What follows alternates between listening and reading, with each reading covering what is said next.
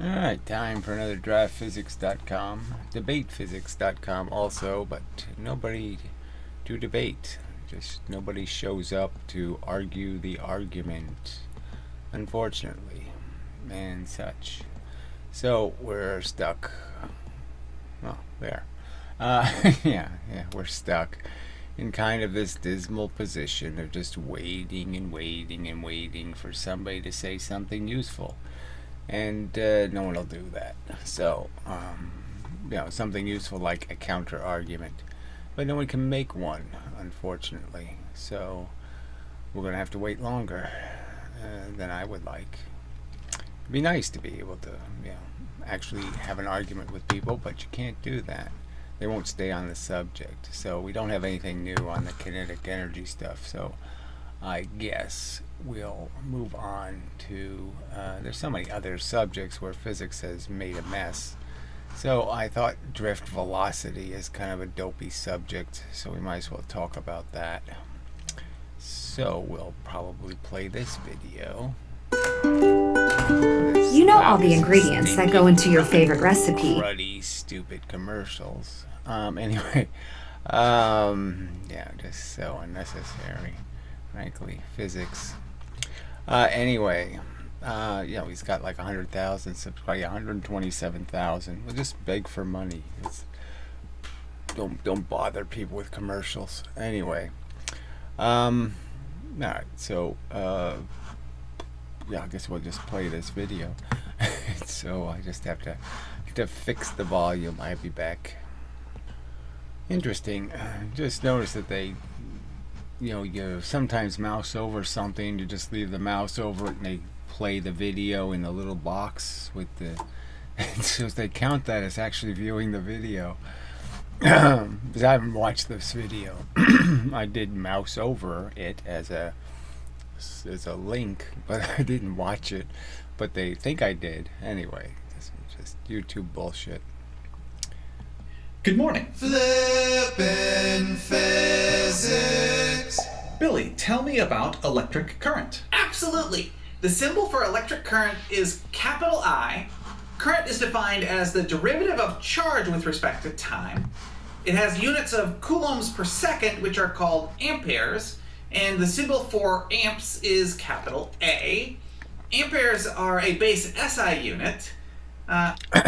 Really all this is about is the volume of stuff moving through a wire versus the velocity of the stuff. So you can make the same argument that's kind of a kinetic energy thing, except there's no squared function in current. So your amperage and your voltage is essentially correlated to velocity, pressure, and number, mass.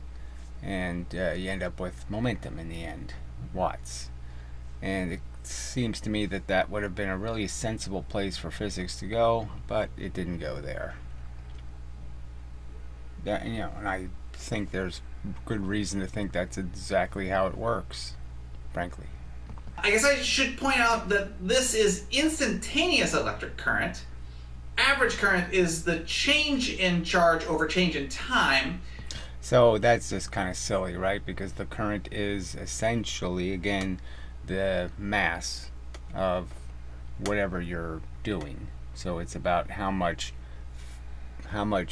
that half of the contribution. So it's just mass and velocity. And current is just the part where obviously the mass is like the volume of water. So you can constrict the current, and increase the velocity. The basic idea behind current is that at a specific point, it is the total electric charge of the charges which pass by that point in a current-carrying wire divided by the time it takes for those electric charges to pass by that point. Electric current occurs when there is an electric potential difference across a wire. Alright, so the difference is just the voltage, which is just the pressure, which is just the same as in the mechanical world. It's just about weight, momentum. That means if there is zero electric potential difference, current does not flow. Right, water doesn't flow if there's not going downhill, kind of thing. Yeah, okay, got it. and Conventional current. oh, yeah. Unless we are told differently, electric current in this class is considered to be conventional current. The direction of conventional current is the direction positive charges would flow. Alright, so again, that's just because of Maxwell. So, it's this silly notion that current is flowing in the opposite direction of the voltage, which is just wrong and stupid, and they just don't fix it. It's a Benjamin Franklin flaw of picking the wrong element, to be the active element. And so you can make lots of comparisons for that one too, in the sense that it's really about there's only one thing moving. There's not a carrot and a stick. There's just a stick and then the absence of the stick. And so it's all just controlled by electrons, the negative part. The reality is that in most circuits, negative charge carriers, usually electrons, move opposite the direction of conventional current. We need to remember that electrons are what are really moving in a current-carrying wire. Right, so the whole thing is just wrong, and they don't fix it. So there's just, because they've gotten used to it being wrong.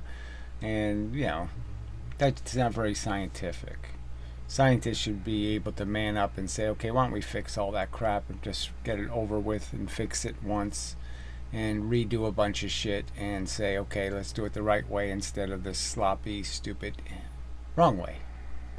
And that those electrons are moving opposite the direction of conventional current. Very nice, Billy.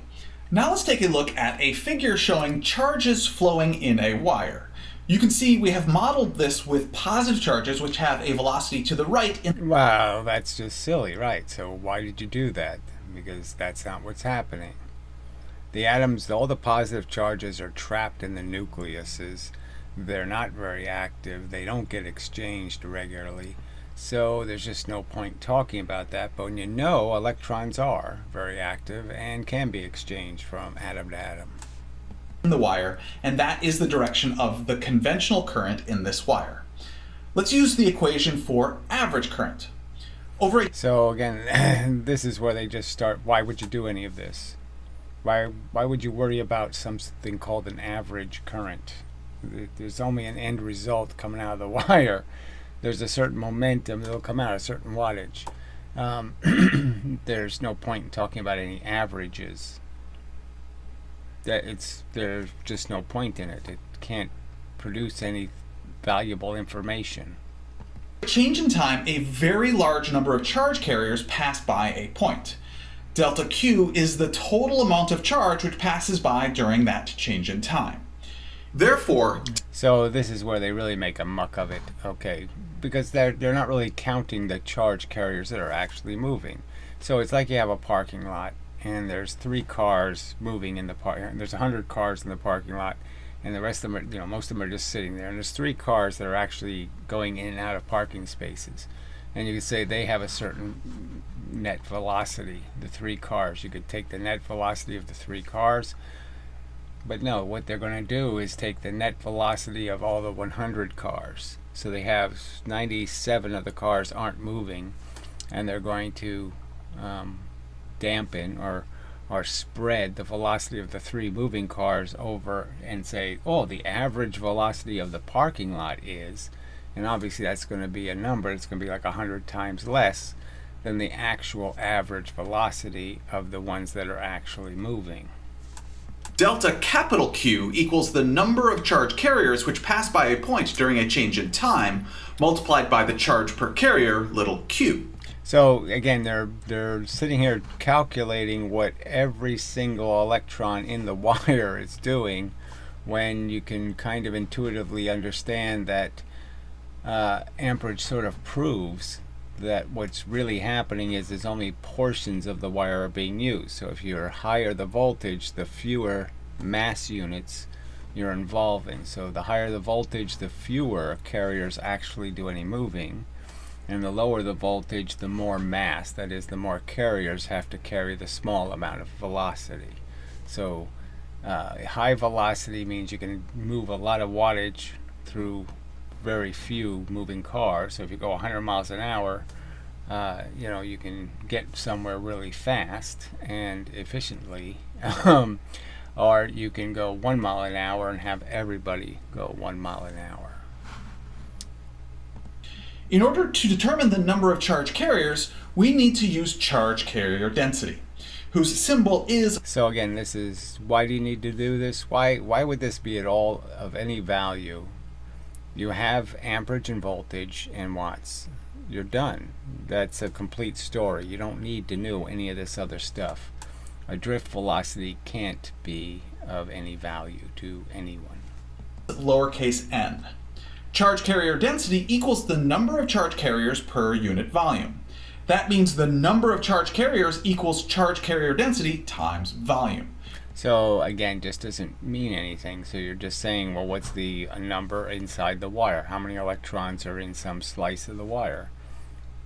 So it's just this assumption that somehow every electron is participating in the activity, when again, you can kind of see in wires that high amperage, okay, at a low voltage can melt a wire, and I can get the same wattage through the wire at a high voltage, and the wire won't even be affected, won't even get hot.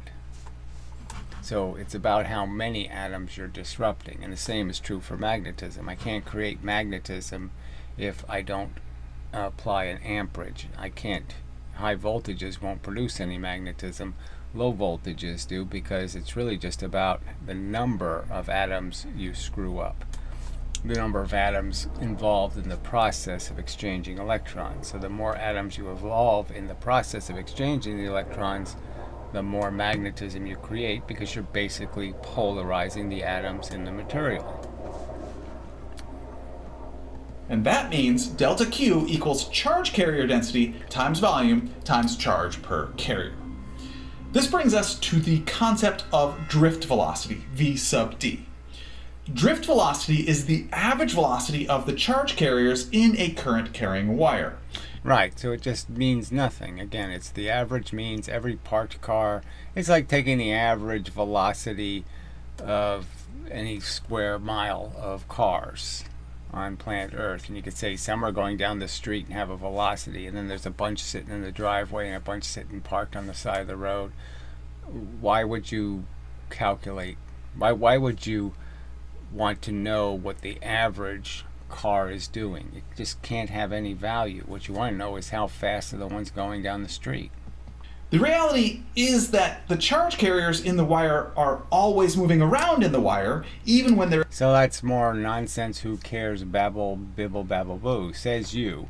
Yeah, the fact that everything in the universe is stuck in a very active universe, the small universe, the real universe, the only universe, is a place that's just basically full of force, okay, pushing things, but the things don't go anywhere unless there's an imbalance in that force, unless there's more pressure being applied by some element that's able to change the force. There's no current in the wire. It's just that when there is no current in a wire, the average velocity of the charge carriers is 0. The addition of an electric potential difference... Well, the fact is their movement is so minute that it doesn't create some sort of native AC. You know, it's not like it's an alternating current or some sort of alternating state that the wire could possibly be in, because every head ends up being compensated by a tail, so to speak. Every movement right by one piece is compensated by a movement left by the other piece, so the net wire can't produce any net differential. Difference across a wire changes the average velocity of the charge carriers from 0 to a small value in the direction of the current in the wire. In most wires, the drift velocity of the charge carriers typically is quite low, something like 1/10 of a millimeter per second. Right, so it has nothing to do with the idea that electricity involves in going through a conductor is not always the same thing. The high voltage does something very different than the low voltage does, and the fact is that the amperage is basically telling you how many electrons you're affecting, and the voltage is saying how much speed are they carrying. I mean, And you're just messing all that up by spreading it over electrons that aren't moving. So you come up with this artificial and completely fake concept that the whole wire is moving 1 millimeter per second, when no, the whole wire isn't moving. Just a few of the electrons are. Just a percentage of the electrons are. When you try to move the whole wire, that's when it melts. So, that's when you have a real drift velocity. You could argue, I guess, when the amperage is high enough, then you have a real drift velocity, because you're basically polarizing all the atoms and they're losing connection to each other, and the whole thing is just falling apart.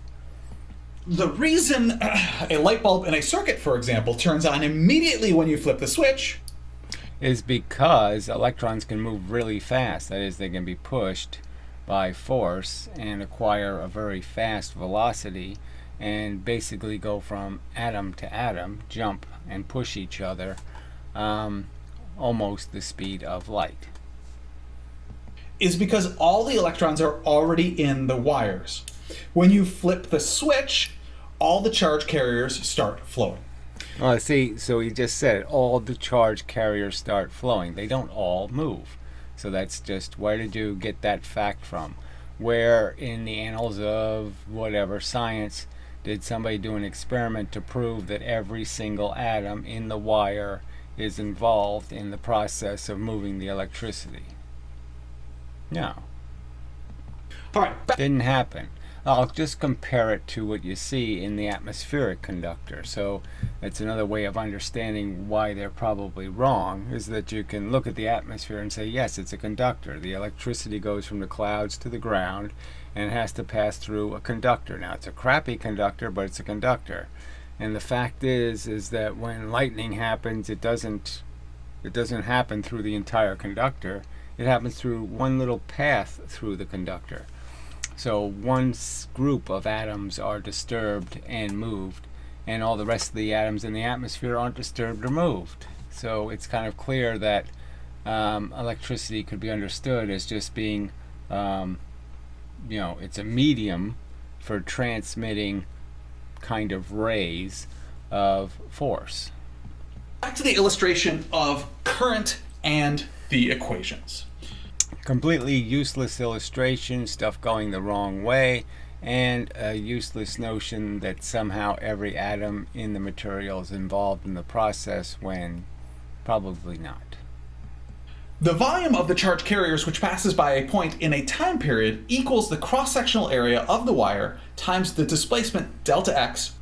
That means we now know the charge of the charge carriers which passes by a point over a time period equals charge carrier density times cross-sectional area times displacement times charge per carrier. Right. Just reversing what they already did, and there's no point because you don't need all that extra crap in there. The amps times the volts tells you, what you're going to have is a watt. That's all you need to know. Going back to the drift velocity equation, you can see the displacement of the charge carriers equals drift velocity times change in time, which we can substitute back into our delta Q equation. And going back to our average current equation, we can substitute our equation for delta Q into that equation. So it's all just circular and it's for no purpose. Again, it's all the fact that you can reverse it doesn't make any difference because it's not knowledge. The knowledge was already in the amperage and the voltage. So as long as you know the amperage and the voltage, drift velocity is unattainable if you don't know them. And so you couldn't do any of this anyway. My finger's broken. Notice, change in time cancels out, and we are left with the current in a wire equals charge carrier density times cross-sectional area times drift velocity times charge per. So cross-sectional area is just basically saying how many atoms are there in the material and how many electrons are there based on how many atoms there are. So just useless crap. Did it again. Carrier. That was a lot. Yeah. I guess I did do a lot of that myself. Sorry about that. I'll let y'all help more next time. Whatever. Theater. So, yeah. Whatever. that's, I feel kind of bad. I mean, this guy does go to a lot of work to make this physics entertaining, I suppose. And, he doesn't get much for it in terms of views and all that crap. So, but it's not exactly for, there's just no audience for it, I guess. You could argue that people who take physics seriously probably aren't the type that are going to gravitate towards entertainment physics. But then again, you have all those other channels where they're just doing cartoons, I mean, yeah. And they get a lot of views. Well, whatever. Who knows? Just the way the internet works, I guess. So, I guess we'll call that a video. It is a video. I think drift velocity is interesting, and it should be something discussed by somewhere. Why bother with this idea? What value could it possibly have to come up with some fake notion of some fake slow speed that's going through a wire when they do turn on almost instantaneously? That is, it's almost 3/4 of the speed of light. It's very fast electricity. It's not very slow. So why pretend that some portion of it is slow? Because no portion of it is. So, whatever. Who knows the reason why? So I guess we'll call that a video. And I suppose I could do this and just do that to you. So till the next time and such, this has been a DraftPhysics.com, debatephysics.com also, and just waiting for somebody to respond to some of the arguments on that channel in those concise, short, easy to consume videos. But no one will engage in the argument as I think properly provoked. I am provoking it, I'm asking for the counter argument, and nobody will provide it. So anyway, till the next time and such and so forth and whatnot.